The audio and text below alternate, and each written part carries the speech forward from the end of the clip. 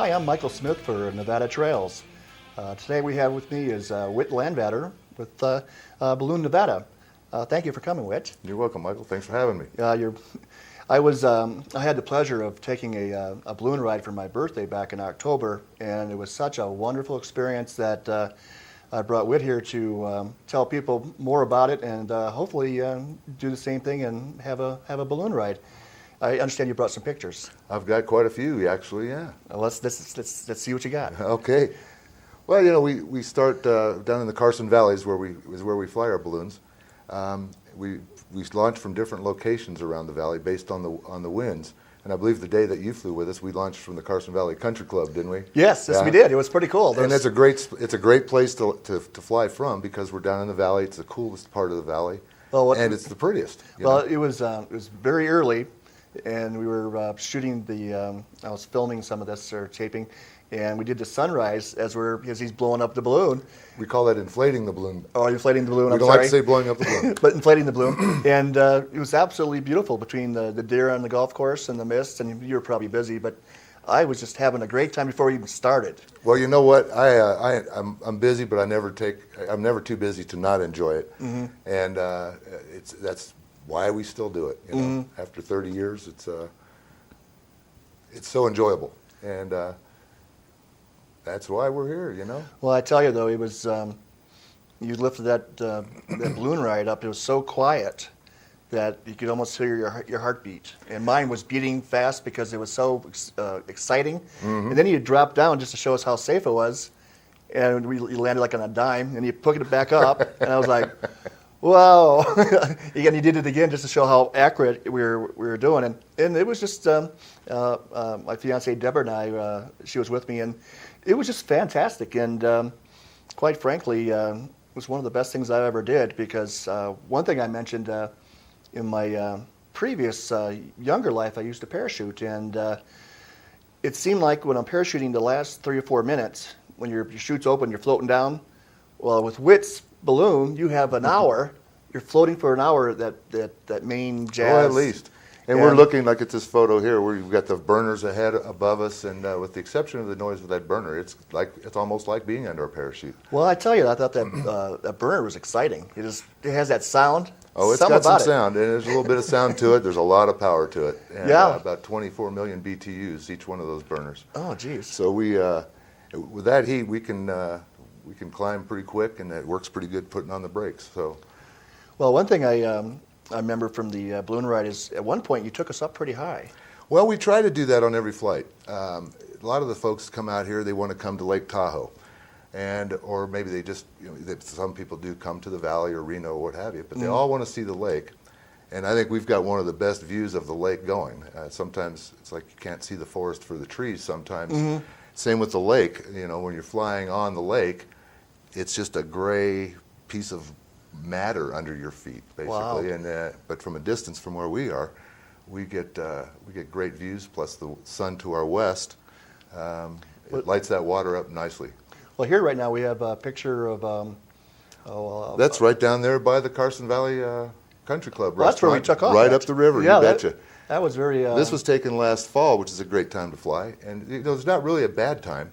I enjoy the winter because the balloon responds better. I get better fuel mileage, and we can fly longer. We can extend those flights a little bit more. The colder it is, the longer we can fly. The bigger the temperature difference is between the colder it is, the less heat I need to heat my balloon to get that lift. Okay. So I get more miles per gallon or hours per gallon, I guess you could say. In the wintertime. That sounds good. In the fall, and here we are going over, I believe that's the 5th fairway at the Carson Valley golf course down there. I don't see any golfers, so... we don't like to fly around golfers. I'll tell you, that's one of the most dangerous things you can do. Get down there with whizzing golf balls, and that's Well, that shot there, you just showed, that's the test place you put down to show me that it was so safe. Remember when we were flying, I tried to... Some people don't know what to expect. Yeah, well, I didn't. And I know that, and I remember my first flight, but I don't remember exactly what my head was thinking when I was doing that. Mm-hmm. And so what I try to do is start off low, give people their balloon legs, so to speak, and show them how much control we actually do have. Well, that's actually, well, I was so surprised that you can really control that big giant balloon with certain maneuvers. Well, we control the vertical. I'm like a thermostat in there, and Mother Nature controls the horizontal. And being in the valleys, a lot of valleys around the country will create different air currents at different altitudes. Well, now here, this is the shot where we went over the highway, right? Yeah, that's Highway 395 looking north, yes, sir. Well, it got fun because now you're looking at all these businesses and homes that you pass by every day, and all of a sudden you're seeing it from a different perspective. Well, what's funny is even we fly a lot of the people. I would say probably 3/4 of the people that we fly are from the Carson Valley. Oh wow! And they've seen us flying, and we've been flying down there for 15 years. They see balloons, and they get up there, and like you said, they drive by things all the time. But there are little pockets and hidden treasures in that valley that you'll never see. Well, I tell you, unless you're really above them. I never knew there was a nudist colony down there before. What? The nudist colony. I didn't know that was there. Oh, either. You didn't see that day. You were busy, huh? I missed it. It was like shocking, like, whoa! Well, we've had other parts of the country, they fly in the afternoons. Our flights are all only in the mornings. Well, I thought they were cold. It's cool in the morning, even in the summer. Oh, the people, yeah, I'm with you. Well, I'm just kidding, but it was absolutely one of the maneuvers you did was we flew over a top of a tree within like inches, and he said, just go ahead and grab a little leaf. And, well, it's a souvenir. Yeah, a souvenir, but the control was just amazing. You put it up, you put her down, you just could do this. We went by a friend's house of yours to say hi, kind of waved, and what I used to do was when I heard your balloon, because you can hear the roar. Oh yeah. From time to time, I'd go out and watch because it was just absolutely beautiful. And then one time you landed right in front of my house in the park. Yeah, and I still apologize for not giving you a call on that one. I had your phone number at the house. I should have called you and said, Michael, take my picture. Oh, I know, because it's hard to well, that's the other thing. It's being in the balloon all the time. Excuse me. I don't have any pictures of my balloon. Well, I'll take care of that next time. Well, do that, would you? I have plenty of pictures of the valley and other, but I can't stand out there and take a picture of it. So well, I'll be glad to. Good one. This shot here. This is a fella from. His name is Dennis Kling. He's from Oregon, and he hand painted that balloon. It's in fact it's a 160,000 cubic foot balloon that he hand painted. That's what I was going to say. That's a lot of. He laid it out in a warehouse, and there's some folks that have that do hand paint balloons. They'll hang them on a huge easel in a barn or a warehouse or something, and then with a lift, a scissor lift, they can paint. They'll have a brush maybe 3 or 4 feet long, and that's how they paint. This guy did that balloon laying on the ground in a warehouse. Well, is it for just to help his business, for artistic, for the balloon races, or Art Aloft, I believe, is his business up there, and he does a lot of. He's trying to interchange or intermix ballooning with natural settings, and so he decided to put some natural settings on his balloon. It's cheaper to paint it actually than it is to have that artwork inlaid or overlaid because it's so labor intensive. I didn't know that. Geez, these people, some of these balloons, if you go to the Reno air races or what have you, you'll see some of these balloons that are just extraordinary. Beautiful color, They're absolutely beautiful. Oh yeah. I get up every morning and and watch that show. The more times you cut that fabric and make different seams other than what's in between the lines, is you're raising the cost of that balloon. Well, no offense to some of the balloons that were in like animals. I think those shapes. I feel more comfortable in your balloon because it's just the normal shape I grew up with, maybe from the Wizard of Oz or whatever. Well, but you know what? Even those balloons, if you were to get in and look up inside of one of those as it was inflated, you would see basically inside a regular shaped balloon. So they just put and those are all. So you've got a regular shaped balloon with all of these appendages and body parts, so to speak, hanging off the outside. I did not know that. Oh yeah. Those are a lot more expensive than our balloons as well. Those shapes. I've flown shapes of several. I've flown a beer bottle, a Pepsi can, and coffee cans, and Swatch watches, and all different types of shapes of balloons. And they're big attention grabbers, but they're just not really a lot of fun to fly. And they're really not any fun to pack up. Most of those weigh probably twice of what a standard balloon would weigh. So you need a small army. In fact, I believe the Energizer Bunny, if you've ever seen that balloon, it's big. I think that's the largest balloon in the world. Wow. Has an army of volunteers to put the thing. I think it weighs over a ton. Well, when he landed in front of my house, there's a little park, and his son had put the balloon back into the basket within minutes. It was like, whoa, he's done. So I assume that he's been doing it for a while. Oh, he's been doing it. Yeah, he's 26, and he's been doing ballooning for about 25 and a half years. Wow. So, and your lovely wife was also on my ride. She helped set up the ride, and she was even got injured during the. I think, did she trip in the parking lot or something? She may have. I believe we had an injury. Oh well, I've never had an injury in the basket. Injuries that was probably the only injury ever. Well, I was going to say when you're actually riding the balloon, and here's a high shot, is that it's so safe, and you have equipment that lets you know, you can communicate to the people on the ground, and you're getting weather, and he's testing the weather before we even went up. He's doing all kinds of things that I didn't understand what he was doing, but he's studying the safety, and you're studying weather patterns. And in the last few years, since we've gone to this computer age, our weather information has improved. It's amazing, the weather information that we can get now. And prior to any flight, the first thing I do is I'm up about 2 hours, 2.5 prior to the flight, to meeting time, checking weather. In the old days, we used to let a little helium balloon go and watch it and say yay or nay. Sometimes we'd get up there and find a wind shear at 10,000 feet that would lay us over or rock our boat, so to speak, a little bit. Well, we don't do that anymore. There's no reason to do that. We know what the winds are doing aloft. We know what they're doing on the surface. And we still let that little balloon go to make sure that what our computer's telling us is true. But Well, I remember when we were doing our ride, I think we canceled 1 or 2 times before because he said that the winds just weren't right. And I'm looking outside, I said, they look right to me. Well, then there was a change in the atmosphere. Like if we would have been up in there, it changed. And well, a lot of the times, yeah. Well, down here in the valley, when you're in the bottom of a valley, it can be calm as can be down here, and I've canceled flights and sometimes I think that I maybe have made the wrong choice because I love to fly and I hate to disappoint people.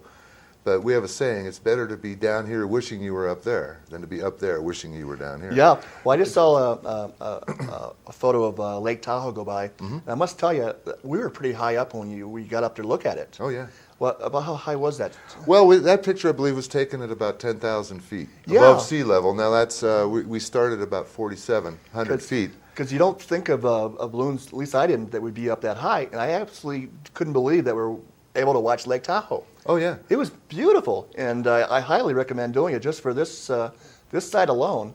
It's absolutely breathtaking. And well, that's what most people want to do. They ask, "Are we going to get to see the lake?" And most of the time, there's maybe a half a dozen times that I haven't because for whatever reason, the winds were maybe a little stronger than or we were heading to a direction that we didn't like, or possibly they didn't want to go that high. And some people, and one of the big problems, not problem, but one of the issues that we deal with a lot are people that they say they've got a fear of heights. And I'm one of those people, believe it or not. I'm not real crazy. A fear of heights? Well, we've discussed this amongst some balloonists around the country. And it's not, some people do have a fear of heights, but most of people have a fear of edges. For example, if you're on a tall bridges, or a high-rise building, I'm a mess. I'll be the first one to admit it. My wife gets a kick out of it. Carrie will tell me, "Yeah, look out here," just to watch me shiver. But well, in the balloon, I have no problem. Well, I understand that because when we were in the balloon, that picture right there scares me. Well, but that's what I was going to just say. Actually, and I took it. I was going to say is the balloon basket is up well above your waist, so you're not going to fall. Oh no, you're not, and you're not going to fall. But when I'm in the balloon, I can look at this view right there. When I look at the photograph, I get that weird feeling. When I'm in the balloon, I can look at that right down the side of my basket, and it doesn't bother me a bit. Yeah. And in all these years, I've probably taken maybe 8,000 or so people on a balloon ride through the years. 8,000 balloon rides you've done? 8,000 passengers. Oh, I've never, of all those people, I've never had anyone freak out or panic or anything. It's within 5 or 10 seconds, maybe a minute or two, they've got their sea legs, which is why we like to drop down low, and it gives them a good idea of how it's going to feel. And then before you know it, we're up 1,000, 2,000 feet, and they're just, I've never had anybody have a problem. well, one of the interesting things about this shot is my fiancée, she's legally blind, and you're thinking, why would she and I go on a balloon ride if she can't see so much? Well, her senses were heightened by the smell, and as we went through certain layers, she could identify that somebody had their fireplace on, and then she was smelling the woods. Oh, yeah. And she was in absolute heaven just from the smell, Well, in the and springtime, the wind.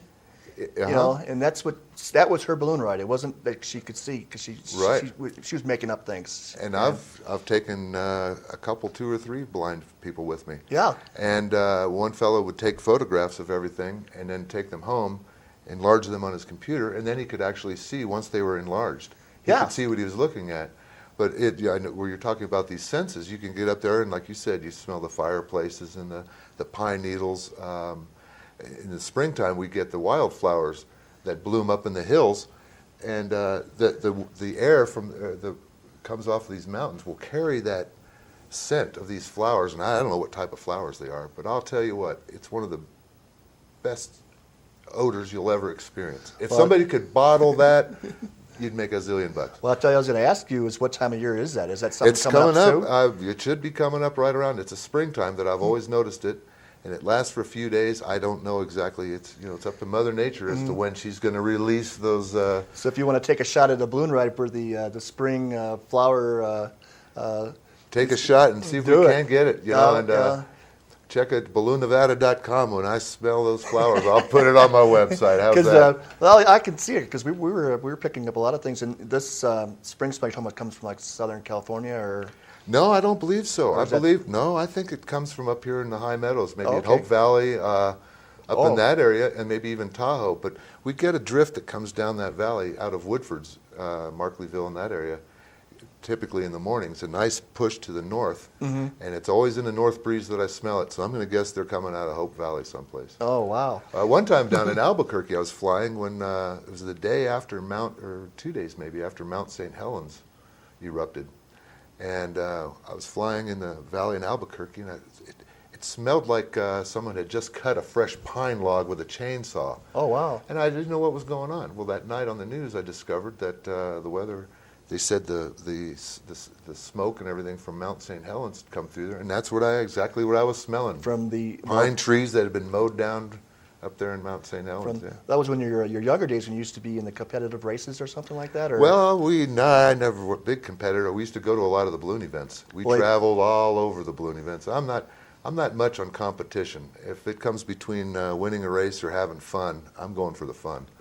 And if we can do both, that's even better. But one thing about Whit is very entertaining. His passion for doing this really carries over to the beginning of the takeoff. The ride itself is very informative. You're learning a lot about the valley. And then at the very end, he had a little entertainment where he was just talking about the history of ballooning, and it was just we had a little champagne and orange juice, and it was just fantastic. It's worth your time to do your the whole presentation of the balloon ride. It's an experience, and balloons are not meant to take people anywhere. It's not. How's it say? It's not the destination; it's the journey. Well, and we fly. As you said earlier, we'll fly at least an hour. Sometimes I've been known to go 2.5 hours, and depending on the weather or landing sites and what have you. But it's the entire experience that people, they see us flying up there and they go, oh, doesn't that look like fun? And some decide to come out and try it, and some don't. But everybody seems to be curious about it. And there aren't a lot of balloons around the country, comparatively speaking, based on registered aircraft. There are way more airplanes than there are balloons. But those of us that do fly balloons, are it's sharing that fun and that the entire experience. Whether or not you have champagne or whether or not you go see Lake Tahoe or not, it doesn't matter. You're down there playing in the river and just doing something so out of the ordinary, and so much fun. And then to see some of these people, like this gal here, you get in the basket and they look up and you can see this. She's looking up there and they just get blown away at how large these balloons are. We've got, I think, about 1,000 or so yards of fabric in these balloons. Up to 3 miles of thread it takes to build these crazy contraptions. They're big, that's for sure. And ours is 57 feet in diameter and about 7 stories tall. So we need a little bit of room to inflate and deflate these things. And other than that, we've got the sky to ourselves, and we're just floating around up there trying to create smiles on people's faces. Well, you can't help it.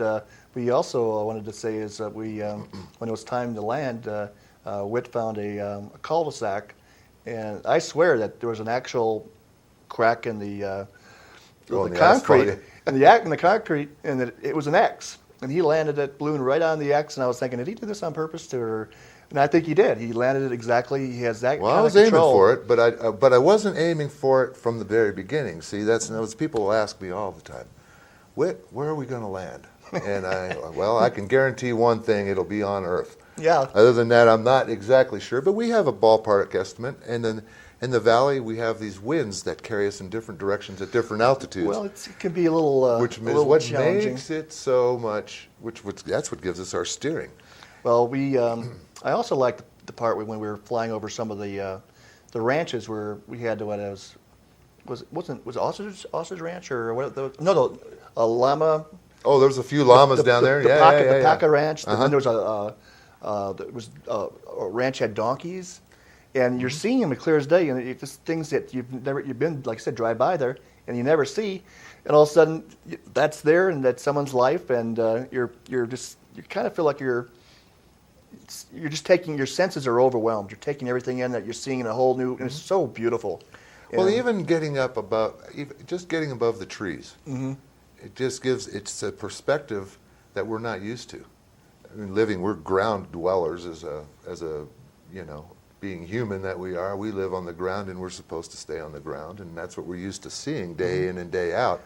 But once you get above the ground, even you go to Chicago, where you're from, you get up there in Chicago and you get on some of those high rises, and maybe you're looking at other buildings, but the view is still outrageous. Actually, that's a good point. Rather than it's probably the same altitude from like the Hancock Building. And and it's like this view here. It's so personal, and you really find out how big Carson Valley actually is and how green it is. And it's spread out, that's for sure. And besides Whit telling us about history, because I saw a lot of canals. There's canals all over the place, and about the those irrigation ditches down here in the Carson Valley.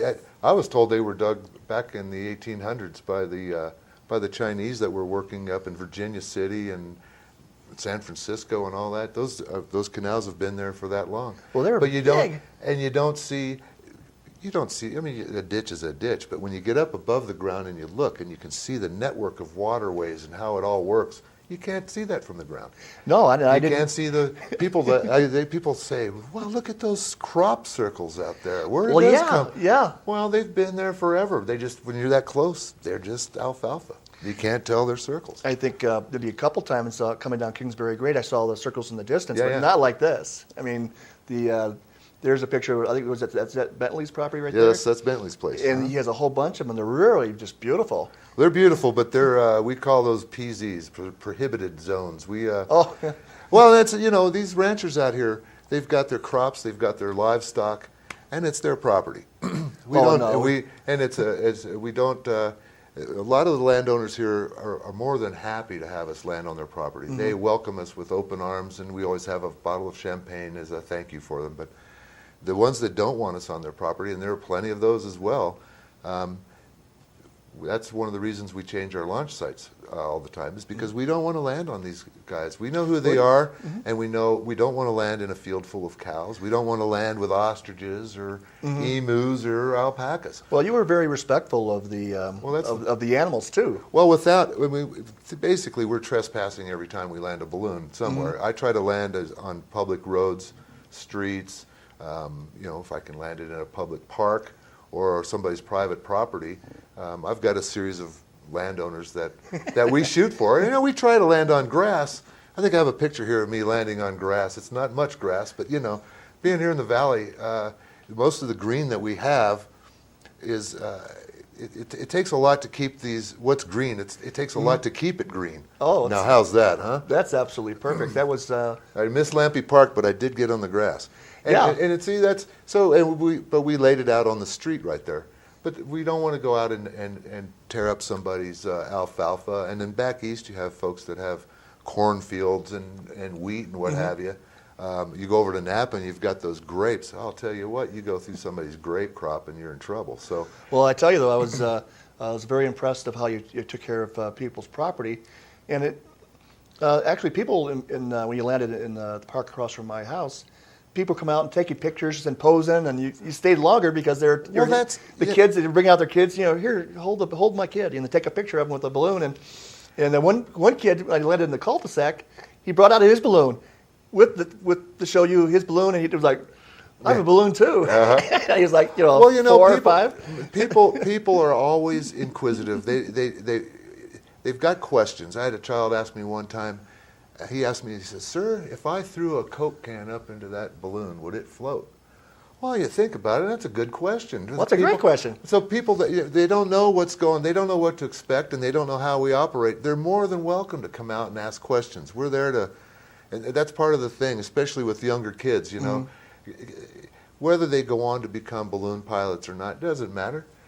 But as long as they're out there smiling, looking at this big balloon, it was and they've magical. got questions, and if we can let them, if the weather's good, we'll get them in the basket. If we can take them up for a little hop, we'll do that too, And well, so if you're watching out there and you see us flying through your neighborhood, give us a wave. And if we land in your front yard or your backyard or your neighbor's yard, come on out and say hi. We're always welcome to, or we're always happy to answer questions and let you take pictures, and you can get all touchy-feely with it. We're all over that.